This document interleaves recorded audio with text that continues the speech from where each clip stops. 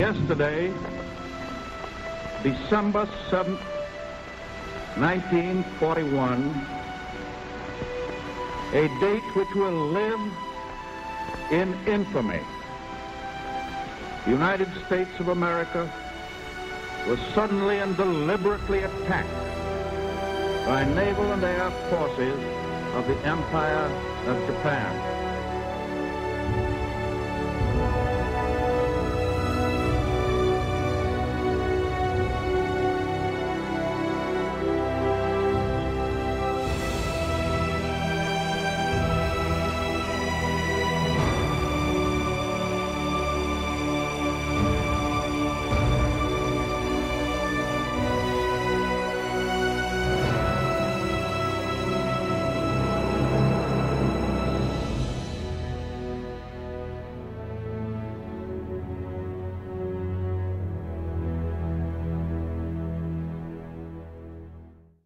Well, I joined the Marine Corps in Butte, Montana, went to San Diego, went to boot camp.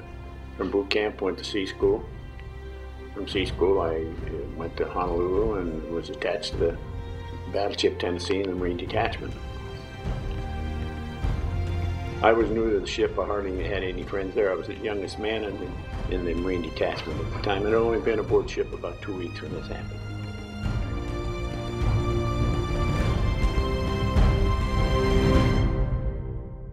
Well, what happened to me was, I haven't been on watch.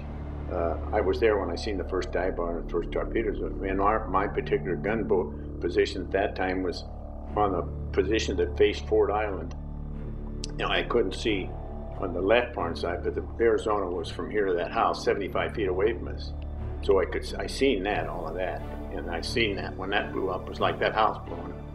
And it threw, you read in there, it blew all the stuff all over, started fires and everything. And I went up, we went on work details because the gun we had to shoot at an island if we shot at anything. It wasn't a dual-purpose gun anyhow. And went up, and one of the bombs that it mentions in there hit number 2 turret forward, and it was a 1,000-ton bomb. Well, when it hit where the gun was real thick, and all it did was split the gun, but it was just like it shot. The West Virginia was sitting alongside of it, and it just sprayed it all over with shrapnel. It killed the captain of the West Virginia, who was parked alongside it, and it killed quite a few people who were on the top side. And after it was kind of a pause, and I went forward. They sent me forward, and we picked up buckets and brooms and stuff to clean up the mess, which was bad. And we had to help clean up the mess there. And then I looked out, and that's when you could see the Oklahoma was turning over. I seen that, in West Virginia, seen that.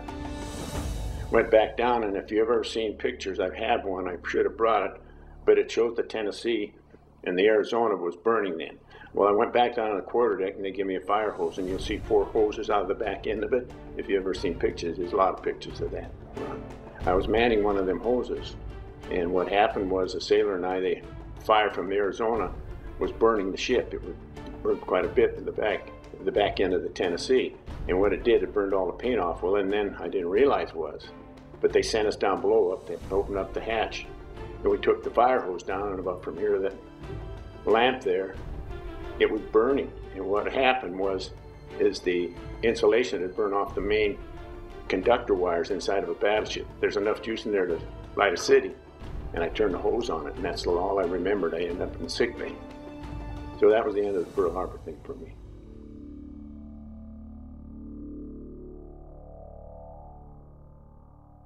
The island we were parked next to was a big airfield, so they bombed that, and they dropped their bomb. So when they dropped their bomb, they came down Battleship Row, and they were machine gunners. It was a dive bomber, you know, 2-seat plane. And the first one I seen was from here across the street. They were close to us. They were right ground level, you know, when they come out of dive. Yeah. Great. In the first 5 minutes, that's when they did most of the damage. All the torpedoes.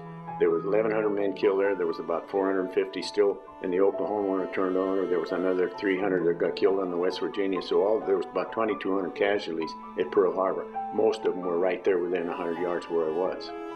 But you never forget what happens. A day never goes by that something doesn't remind you of something. It's either funny or bad.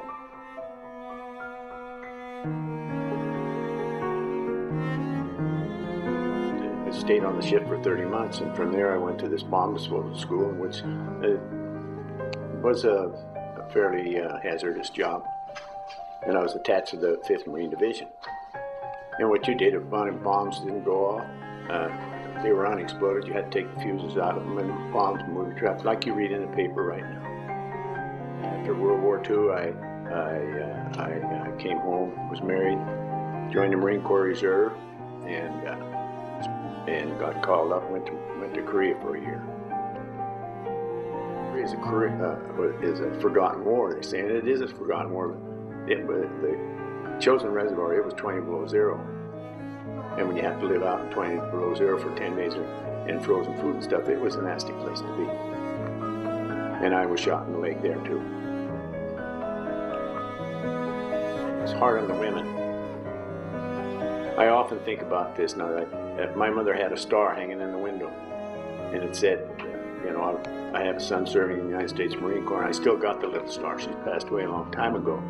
But the ladies that are staying home and worrying all the time, when you're out there, you're not getting shot at all the time. But the women and the wives and stuff, they're worrying all the time, 100% of the time, if they're involved. And I always did say that they're the ones that really, they're the ones that suffer a lot, especially with my mother with 2 wars.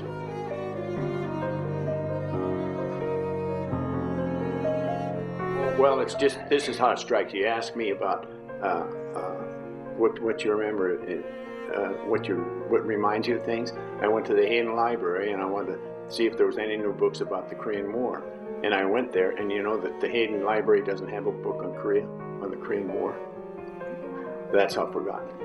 In Vietnam, I'm not knocking everything, but there was a 10-year war. The Korean War lasted about 3 years.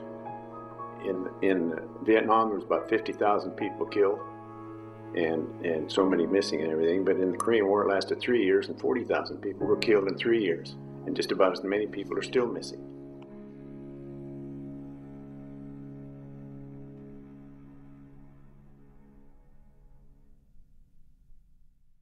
I had 2 sons, and they were the Vietnam generation. One of them ended up as a captain in the Army, and one of them was as a lieutenant in the Navy. And I didn't want to see him. I don't want my own sons to do that. I don't want anybody else to. I think we should more or less mind our own business a little bit more. Is what I think. We can't police the world. If Muslims want to have one religion, let them have it. We have ours. Let them have theirs. And I know there's goofs in every. No, I'd rather we don't mind our own business. We can spend our money here better than we can there. One thing I hate about the Iraq, if you want to tell me, I hate the Iraq War because I don't think we were told everything about it. I think that if we'd have been told everything, we'd have never been there. And what makes me mad every day, I tell my wife, all I can see is I can remember young kids in the ditch dead. And I think of 5,000 more of them that didn't need to be that way. Right now, that's what makes me angry about this. Besides the money we spend. It isn't the money, but the young kids. And being in bomb disposal and demolition, I know in a board ship, when a bomb hits, it tears everybody up, just like these roadside things. Takes arms, takes legs. In World War II in Korea, half of the people that you see that getting blown up there now would have never survived that war. There would have been 10,000 or dead more. But the way the medical stuff that's right on hand right now, they're keeping these people alive, but look where they're at. No legs, no arms and stuff.